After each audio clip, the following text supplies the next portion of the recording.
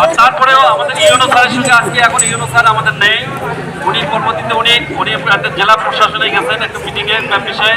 উনি যেটা জানিয়েছেন আজকে আমি যেটা জেনেছি যে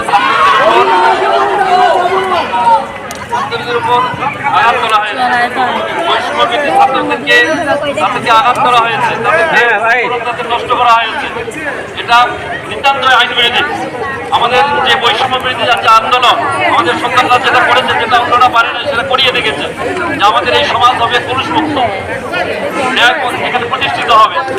তো এই পুরুষমুক্ত সমাজ করতে গেলে আমাদের সবাইকে এগিয়ে আসতে হবে। সমাজের সাথে সাথে এলাকাবাসীর বাকিকেও এগিয়ে আসতে হবে। সবাইকে আমাদের আমাদের এই কাজের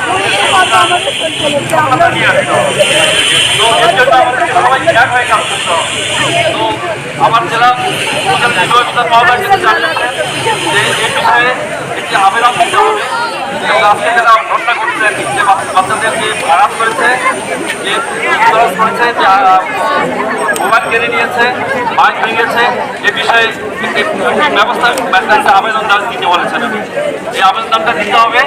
আর যে কার্যক্রম করছেন যে দাবি, এটা শুধু আমি একমত। তবে সেটা একটা ওনাদের সাথে কথা বলে কিভাবে করা যায় একটা কমিটি এখানে গঠন করা খুব জরুরি। আমি বলি তোমাদের ওই স্কুলে